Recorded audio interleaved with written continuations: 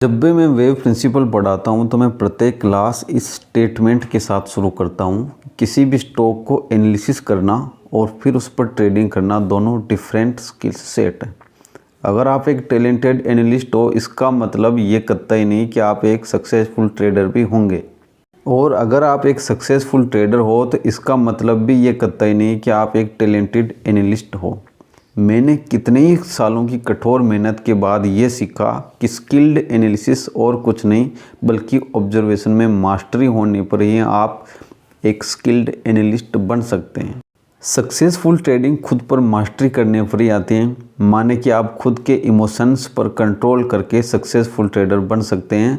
Trading की दुनिया में कोई गलत या सही तरीका नहीं होता है, केवल आपका अपना खुद का तरीका होता है। एक ट्रेडर की रिस्क दूसरे ट्रेडर से बिल्कुल अलग होती है। दोनों का time frame, portfolio size, trade के नंबर सब अलग होते हैं। आपकी ट्रेडिंग जर्नी में वेव प्रिंसिपल एक मील का पत्थर साबित होगी। आज से कई सालों पहले जिस आदमी ने मुझे वेव प्रिंसिपल सिखाया, तब से लेकर आज तक इस वेव थ्योरी ने मेरा एक भी ट्रेड गलत नहीं किया। मुझे याद भी नहीं कि मेरा लास्ट बार कब स्टॉप लॉस हिट हुआ था। तो मेरी आपको सबसे अच्छी सलाह यह है कि जब आप मेरे वेव प्रिंसिपल के सारे वीडियोज़ ध्यान से देख लें, उनके ऊपर प्रैक्टिस करने के बाद जब भी आप चार्ट खोलो तब अपने आप से क्वेश्चन करो कि क्या मैं चार्ट पैटर्न को देख पा रहा हूँ, क्या इस चार्ट में इलियट वेव मुझे दिख पा रही, क्या मैं उन्हें रिकॉग्नाइज कर पा रहा हूँ। आपको सबसे पहले 5 इलियट वेव को देखना चाहिए। 5 इलियट वेव में impulsive wave, ending diagonal, zigzag, flat और ट्रायंगल, ये पांचों सेटअप होते हैं जिनके बारे में हम बाद में चर्चा करेंगे। जब एक बार आप इन पांचों की पहचान कर लेते हो तो आपको क्विकली और पूरे कॉन्फिडेंस के साथ ट्रेडिंग सेटअप बनाना चाहिए। जैसा कि आप जानते हैं, टेक्निकल एनालिसिस की 3 कैटेगरीज हैं: trend following indicators, oscillators and sentiment indicators. Trend following indicators में मूविंग एवरेज, MACD और डायरेक्शनल मूविंग इंडेक्स आते हैं।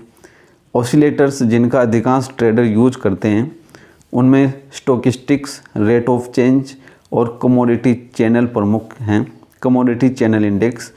और सेंटिमेंट इंडिकेटर्स में call put ratio, commitment of traders और उनकी रिपोर्ट का डेटा। इन सब इंडिकेटर को इस्तेमाल करके ट्रेडिंग करना एक अच्छा कार्य है, परंतु ये ट्रेडर को वो प्रॉफिट नहीं दे पाती जिसका वो हकदार होता। उसका एक बड़ा कारण यह है कि किसी भी स्टॉक की करंट प्राइस एक्शन तथा उसका ओवरऑल मार्केट के साथ रिलेशन की जो अंडरस्टैंडिंग है, वो ये सब इंडिकेटर्स मिलकर भी किसी ट्रेडर को नहीं दे पाते। उदाहरण के लिए, किसी स्टॉक की MACD लाइन पॉजिटिव जोन में है तो ये अप ट्रेंड को इंडिकेट कर रही, परंतु ये इन प्रश्नों का उत्तर नहीं दे पाती कि क्या ये ट्रेंड नया है या ये पुराना है। अगर ट्रेंड अप है तो प्राइस कितनी ऊपर तक जाएगी। अधिकांश टेक्निकल इंडिकेटर्स और ऑसिलेटर्स ट्रेड की मैच्योरिटी को बताने में नाकामयाब रहते हैं। ट्रेड मैच्योर हुआ या इमेच्योर हैं, इसको बताने में अधिकांश जो ऑसिलेटर्स हैं वो नाकामयाब रहते हैं। तथा कोई भी इंडिकेटर्स ऐसा प्राइस टारगेट नहीं दे पाता जो पूरा हो सके। परंतु इन सारे प्रश्नों का उत्तर हमें वेव थ्योरी बड़ी आसानी से दे देती है, जिसको आगे हम पढ़ेंगे। ऐसे कुल 5 तरीके हैं जिनके द्वारा इलियट वेव आपको बेनिफिट पहुंचा सकती हैं। First time, wave principal trend को आइडेंटिफाइड करती हैं। एक लार्जर ट्रेंड के दौरान wave principal counter trend price move की पहचान करती हैं। ये ट्रेड की मैच्योरिटी को बहुत ही जल्दी बता देती हैं।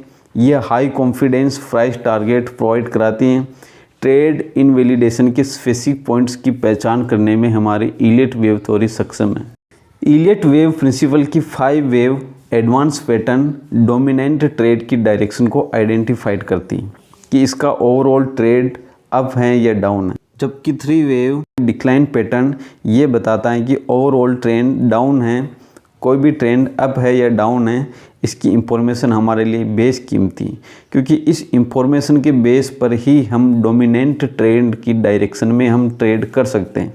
एक बार ट्रेंड की पहचान हो जाने पर आपके रास्ते की आधी बाधाएं खत्म हो जाती। जैसा कि कहा जाता है कि ट्रेंड इज़ योर फ्रेंड है, ये खाली कहने के लिए नहीं है, ये वो सच्चा दोस्त है जो आपको मंजिल तक छोड़ कर आता है। मैं जब भी कोई ट्रेड करता हूँ हमेशा सबसे पहले ट्रेंड की डायरेक्शन पता करता हूँ, क्योंकि मेरा अनुभव ये कहता है कि ट्रेंड जल्दी जल्दी नहीं बदलता है। यदि ट्रेंड अप हुआ तो लॉन्ग का सौदा और ट्रेंड डाउन हुआ तो शॉर्ट का सौदा। मार्केट में अधिकांश भीड़ स्टॉक्स या इंडेक्स के टॉप और बॉटम को पकड़ने की कोशिश करती हैं। ऐसे लोगों के साथ मार्केट बड़ी बेरहमी से पेश आता है। आपको एक बहुत ही अच्छी कहानी सुनाता हूँ। एक बार एक राजा ने अपने दरबार में अपने मंत्रियों के साथ ये घोषणा की कि हम धीरे धीरे हमारे कैदियों को मुक्त छोड़ेंगे, लेकिन राजा ने एक शर्त रखी कि जो कैदी अपने साहस का परिचय देता है हम उसे ही छोड़ेंगे, जो अपने साहस का परिचय देने में विफल हो जाता है उसे हम यहीं बंद करके रखेंगे। तो इसके लिए उन्होंने एक कैदी को बुलाया और उस कैदी को कहा कि ये एक पिंजरा है और इस पिंजरे में हमने एक शेर को बंद कर दिया है। इस शेर को तुम्हें इस पिंजरे से बाहर निकालना है। अगर तुम बच जाते हो तो तुम यहाँ से हमेशा हमेशा के लिए आज़ाद हो जाओगे। अब उस आदमी ने काफ़ी देर सोच विचार किया। वह व्यक्ति कभी शेर के बारे में जानता नहीं था, इतना उसे पता नहीं था कि शेर हमला भी कर देता है। तो वो गया पिंजरे में और उसने पिंजरे में से शेर को बाहर निकाल लिया। शेर ने उसे बिल्कुल भी चोट नहीं पहुंचाई। तो यह आदमी खुशी खुशी उस राजा के दरबार से अपने गांव की तरफ चल पड़ा। जब ये अपने गांव जा रहा था तो वहाँ रास्ते में एक विशाल सा जंगल मिला। जंगल में होकर वह गुजर ही रहा था कि उसे जंगल में एक दूसरा शेर नज़र आया जो किसी शिकारी के पिंजरे में फंस गया था। उस आदमी ने सोचा कि शेर तो बड़ा सभ्य जानवर होता है। वह शेर को आज़ाद कराने के लिए पिंजरा खोलने लगा। पिंजरा खुलते ही शेर बाहर निकला और उस आदमी को खा गया। अब दोस्तों यहाँ पर सिचुएशन देखिए। पहली जो सिचुएशन थी वहाँ पर जो शेर था, राजा ने जिस शेर को पिंजरे में बंद किया था वो बूढ़ा शेर था। उसके दांत लगभग गिर से गए थे। पाला हुआ शेर था तो वो मनुष्य पर हमला नहीं करता था। लेकिन इस आदमी को पता नहीं था कि शेर का स्वभाव कैसा होता है, तो इसलिए और कॉन्फिडेंस में उसको बाहर निकाला। और जब इसको दूसरा शेर मिला तो इसने सोचा कि ये भी वैसे ही होता है, शेर तो शेर ही होता है। जैसे कि पहले इसने हमला नहीं किया तो अब ये शेर भी मेरे ऊपर हमला नहीं करेगा, और उसने उस शेर को वहाँ से बाहर निकाल दिया। अगर कोई आदमी आपको ये कहता मिले कि मैं मार्केट के टॉप पर एग्जिट हो जाता हूँ तथा बॉटम पर एंटर हो जाता हूँ, तो या तो वो झूठ बोल रहा है या फिर गलती से उससे तुक्का लग गया। अब यहाँ पर उस आदमी से पहली बार जो शेर को उसने बाहर निकाला था तो उससे गलती से एक तुक्का लग गया था। उसकी किस्मत अच्छी थी कि वो शेर भयानक नहीं था, मनुष्य पर अटैक करने वाला नहीं था, और उसने इसको अपनी काबिलियत समझ ली कि ये मेरी काबिलियत है कि मैं शेर को बाहर निकाल पाया। और अति आत्मविश्वास में जब वह जंगल में गया तो दूसरे शेर को भी बाहर निकालने लगा। दोस्तों इस मार्केट में ऐसा ही होता है। एक बार ये मार्केट आपको अति आत्मविश्वास से लवरेज कर देती है और दूसरे क्षण यह आपका कत्ल कर डालती है। ध्यान से सुनिए। इसलिए इस मार्केट को आपको भरोसा नहीं करना है। आपको अपने हुनर और अपने गुणों के बदौलत इस मार्केट पर विजय पानी है। तो आपको कभी भी मार्केट में बॉटम और टॉप पकड़ने की कोशिश नहीं करनी। आज दिन तक एक आदमी ऐसा नहीं हुआ जो ये कह दे कि मैंने मार्केट में बॉटम पकड़ ली या मैंने टॉप पकड़ लिया, टॉप से पहले एग्जिट हो गया हूँ और एग्जैक्ट बॉटम पर अपनी एंट्री बना ली हो। एक आध बार कोई कर सकता है और वो तुक्के से ही होता है, लेकिन अधिकांश बार यहाँ पर असफल होते हैं। तो आपको जब भी चार्ट खोलो तो उसमें आपको ट्रेंड देखना है, और ट्रेंड की पहचान हमारे इलियट वेव थ्योरी बड़ी शानदार तरीके से कराएगी, जिसके बारे में हम आगे चर्चा करेंगे। हमारी इंडिया की मार्केट काफ़ी लेट शुरू हुई, लेकिन स्टॉक मार्केट का इतिहास बड़ा पुराना है। जब 1929 में ग्रेट डिप्रेशन हुआ था अमेरिका में, 1987 में बड़ी मंदी आई थी, 2000 में टेक बबल आया था, 2004 में क्राइसिस हुआ था, 2008 का ग्रेट फाइनेंशियल क्राइसिस हुआ था, और 2018 का small cap mid cap crisis हुआ, और 2020 की कोरोना क्राइसिस। इतने सारे क्राइसिस में एक सिंगल पर्सन चाहे वो कितना ही ज्ञानी क्यों न हो, वो नहीं था जो उस मार्केट में क्राइसिस से जस्ट पहले आउट हो गया था। सब के सब टॉप में भी अंदर ही रहते हैं और बॉटम पर अधिकांश लोग बाहर ही रहते हैं, या जो लॉन्ग टर्म के हिसाब से लिए रहते हैं वो आपको बॉटम पर बने हुए मिल सकते हैं। लेकिन बॉटम पर माल लेने वाला फर्स्ट बार ऐसा कोई आपको होशियार बंदा नहीं मिलेगा।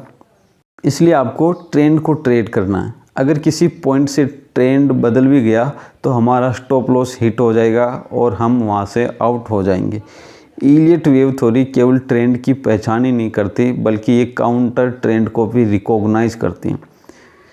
काउंटर ट्रेंड 3 वेव से मिलकर बना होता है, जो कि प्रीसीडिंग ट्रेंड जो कि इम्पल्सिव वेव से मिलकर बना होता है को करेक्ट करता है। तो काउंटर ट्रेंड प्रीसीडिंग वेव से प्रीसीडिंग ट्रेंड जो कि इम्पल्सिव वेव से मिलकर बना होता है को करेक्ट करता है। काउंटर ट्रेंड की महत्वपूर्ण बात यह है कि जो प्रीसीडिंग इम्पल्सिव से बना लॉन्ग ट्रेंड होता है, काउंटर ट्रेंड उसका करेक्शन मात्र होता है।